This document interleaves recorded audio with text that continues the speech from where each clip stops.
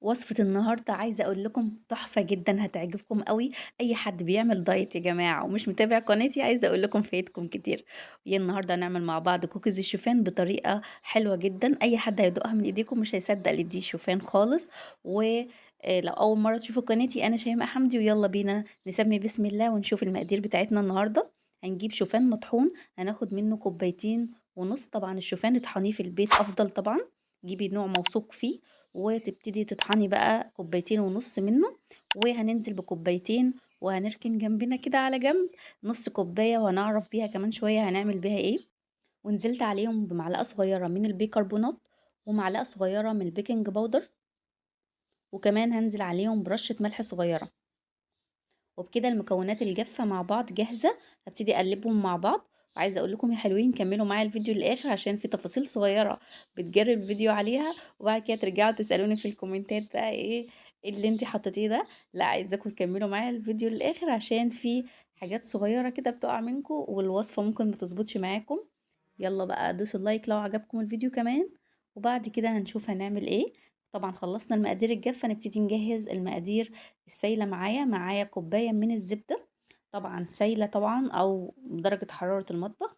وكمان معايا 3 معالق من السكر البني. لو ما عندكوش سكر بني تقدري تجيبي 3 معالق من السكر العادي خالص، وتزودي عليهم معلقة عسل اسود وتقلبيهم مع بعض بيدي نفس الفايدة. طب انا مش عايز سكر خالص، اقدر اعمل ايه يا شيماء؟ عندكم ممكن تجيبوا السكر ستيفيا، تحطوا كيسين او كيس تبع ما انت بتحبوا السكر بتاعكم قد ايه. مش عايزين سكر خالص برضو يا شيماء، تقدروا تنزلوا بمعلقتين عسل اسود، حاجة كده يعني بتديكي نفس الطعم ومش هيأثر خالص في الوصفة. يعني قلت لكم على كل البدايل اللي تقدروا تبدلوا بيها السكر عشان مفيش حد يعني يكون متضايق من السكر خالص. بعد كده ابتدي انزل عليهم بالمضرب بقى واضرب الزبدة مع السكر البني مع بعض كده لغاية ما يبقى القوام زي ما انتم شايفين ما شاء الله اختلف كده وتقل معايا. هبتدي انزل بباقي المقادير بتاعتي. بعد كده هنزل بيضة بدرجة حرارة المطبخ برضو، وهنزل عليها على طول بمعلقة فانيليا صغيرة، وهضرب الكلام ده كله. طبعا انا استخدمت المضرب الكهربائي، حضراتكم ممكن تقدروا بقى تستخدموا المضرب السلك اليدوي عادي خالص، لكن هو بس عشان اختصارا للوقت بس. لكن انا ممكن قبل كده برضو عملت معاكم كوكيز بس ما كانش للدايت، عملته عادي بالمضرب السلك وكان تحفة برضو. وزي ما انتم شايفين القوام بتاع الخليط كده ما شاء الله بقى كريمي كده. هبتدي انزل بقى بالشوفان المطحون اللي احنا طحنينه مع بعض بالتدريج وبالمعلقة، يعني ما تحطيش ايدك خالص، بتقلبي كده بالتدريج وتنزلي الشوفان بتاعك وتبتدي تقلبيه كده لغاية ما يختلط كده وتبدأي تنزلي بباقي الكمية. عايزة اقول لكم ريحتها حلوة جدا، ريحة الزبدة والفانيليا والخليط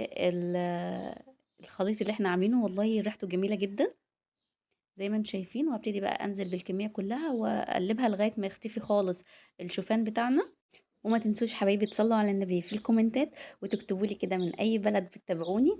ما تسيبونيش كده اتكلم مع نفسي، عايزه اتكلم كده واحس ان في حد بيرد عليا واعرف انتوا منين برضو زي ما انتوا شايفين كده. وهبتدي بقى نكمل الوصفه مع بعضينا. اول حاجه بقى هبتدي بقى اقسم الخليط في بولتين كده. الخليط طبعا ناعم وسايل وبيلزق في الايد فمش هنستخدم ايدينا خالص، كله بالمعلقه. وبعد كده هاخد بولة منهم وازود عليها معلقة كبيرة من الكاكاو الخام، طبعا بجيبه اللي هو الغامق ده احسن من الفاتح بيديكي لون افضل يعني. لو عندك الفاتح مفيش مشكلة بس الغامق بيدي درجة لون كده احلى يعني. زي ما انتم شايفين قلبتها لغاية ما اختفى خالص البودر بتاع الكاكاو.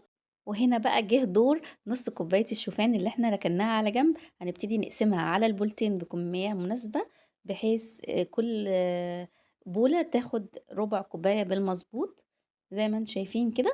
وهبتدي بعد كده اجيب معايا شوكليت شيبس. لو مش متوفر عندكم الشوكليت شيبس تقدروا تجيبوا شوكولاتة عندكم خالص اللي هي الدارك دي وتكسروها قطع صغيرة كده بالسكينة وتبدأوا توزعوها برضو.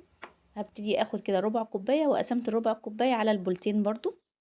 وهبتدي بقى اقلب كل المكونات ده، كل ده طبعا بشتغل بالمعلقة ما حطيتش ايديا خالص. بعد كده هنبتدي نحط ايدينا بس هقول لكم امتى بالظبط. زي ما انتم شايفين قلبتها لغاية ما اختفى كل المكونات مع بعضها كده. وما تنسوش حبايبي لو عجبكم الفيديو ما تنسوش تعملوا لي لايك وتكتبوا لي كومنت كده، تكتبوا لي ايه رايكم في وصفتنا النهارده. ولو في اي وصفه عايزين نعملها معاكم تقدروا تكتبوها لي تحت في التعليقات، وهبتدي ان شاء الله اعملها معاكم. ونعمل وصفات كتير للدايت وغير الدايت كمان. عايزه اقول لاي حد كده لسه بيتفرج على الفيديو لغايه دلوقتي وما اشتركش في القناه، ليه يا جماعه ما اشتركتوش في القناه؟ ها؟ ليه يعني لازم كل مره اقعد اقول لكم كده؟ مش لوحدكم كده، تشتركوا وتعملوا لي لايك وتشيروا لكل حبايبكم كده عشان كله يستفيد. واي حد بيدور على وصفات دايت ومش لاقي كده يجي القناه عندي، على فكره يا جماعه بعمل وصفات كتيره. ولو مش عايز يشتغل في الدايت خالص عندي يعني وصفات رهيبه بعيده عن الدايت خالص، يعني هتخشوا القناه كده كده مستفيدين باذن الله. خلاص تمام. يلا بقى نرجع للفيديو بتاعنا نشوف بنعمل ايه. طبعا انا بعد ما غطيت البولتين كده بورق استرتش حطيتهم في التلاجة 10 دقايق. لازم الخطوة دي يا جماعة تحطوه 10 دقايق عشان تبتدوا تقدروا تمسكوه بايديكم وتشكلوه. لو ما حطيتوهوش في التلاجة 10 دقايق مش هتعرفوا تشكلوه لان هيبقى ناعم وسايل زي ما انتوا كنتوا شايفينه.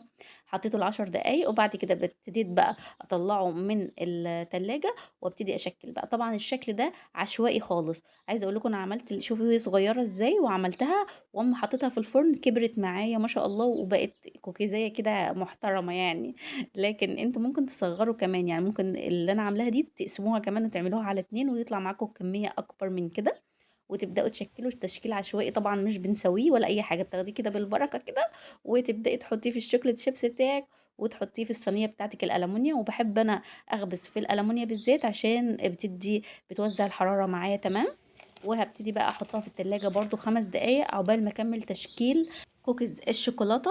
طبعا الاختلاف البسيط بس اللي هنعمله اللي احنا هنزينه من فوق بحبوب الشوفان الكاملة، يعني مش هنحط شوكولات شيبس. استكفيت طبعا بالشوكولات الموجود جوه الكوكيز بتاعنا. تديله شكله حلو ازاي من فوق، بس تدوها ضغطة بسيطة بس عشان تثبتوها بس من الشكل من فوق. و كده تبقى جاهزة معايا وشكلها كيوت زي ما انتوا شايفين كده وطعمة جدا. بس بقى نتكلم عن التسوية بتاعتها. عايزة اقول لكم طبعا زي ما قلت لكم الفرن بيبقى مشغلين عليه 7 دقايق قبل ما نحط الصواني، وبعد الصواني ما نحطها بتاخد معايا 10 دقايق بس. يعني ب10 دقايق هتقدروا تاكلوا الكوكيز تحفة بالشكل ده. يعني مش هياخد معاكم وقت ولا مجهود. 10 دقايق اول ما تلاقي الكوكيز من تحت كده لونه احمر خلاص تبدأي تطفوا عليه. طبعا في فران كده ما شاء الله عالية فبتدي شكل محمر كمان من فوق. فخلاص طلعوه بعد 10 دقايق. لو الفرن بتاعكم هادي وادالكم بس لون من تحت والكوكيز لسه ما خدش لون محمر شوية من فوق، تقدروا تشغلوا الشواية عليه دقيقتين بس وبعد كده تطلعوه. عايزه اقول لكم ما تحركوش من الصينيه خالص طول ما هو سخن. يعني انا فضلت سايباه بعد كده على الرخامه كده لغايه ما برد تماما، لانه بيبقى لسه هش كده ولسه طري جدا. اول ما بيطلع ما تستغربوش اللي هو لسه طري، اول ما تسيبوه كده في الهواء بيبدأ ينشف كده ويبقى مقرمش معاكم من بره كده. واول ما يبرد معاكم تبدأوا تشيلوه بقى في اطباق التقديم بتاعتكم. شكله عايزه اقول لكم تحفة.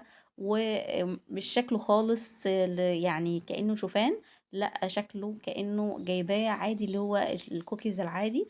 يعني لو عندكم اطفال صدقوني وبتعملوا لهم دايت او ما بيحبوش حاجات الدايت، الوصفة دي جميلة جدا وهيحبوه وهيطلبوه منكم كتير. عايزة اقول لكم من يوم ما عملته كده وطلب عليه كتير جدا لانه هو طعمه حلو. فيا ريت تجربوه كده. شايفين يا جماعة ما شاء الله اللون بتاعه من تحت عامل ازاي؟ اخد لون ذهبي كده. وكمان الكوكيز الشوكولاتة اخد لون ما شاء الله كده جميل. وعايزة اقول لكم حبوب الشوفان عطالها شكل جميل جدا. وكمان الشوكليت شيبس. وشايفين ما شاء الله الحجم بتاعها اتضاعف ازاي، يعني ممكن تصغروا كمان القطعة اللي احنا كنا عاملينها يطلع معاكم الكمية اكبر من كده كمان. نيجي بقى ندوق الطعم بتاعنا. عايزة اوريكم الشكل بتاعها حاجة كده روعة ما شاء الله. نيجي بقى نفتحها كده. عايزه اقول لكم بتقرمش من بره وهشه جدا من جوه. عايزه اقول لكم ما تدوقوها صدقوني هتكتبوا لي تعليق هتقولوا لي اول مره تاكلوا شوفان بالطعامه دي وبالطعم ده. طبعا معروف عن الدايت، يعني ناس كتير يقولك مهما كان مش طعمه حلو زي الاكل العادي. صدقوني الوصفة دي هتعجبكم جدا وهتعملوها من كتر ما هي طعمها رائع. وطعم الشوفان عايزة اقول لكم مش باين اطلاقا، بعيد كل البعد عن طعم الشوفان الاصلي اللي احنا متعودين عليه. يعني طعمها حلو جدا سواء في الكوكيز الشوكليت او الكوكيز الفانيليا العادية البيضة.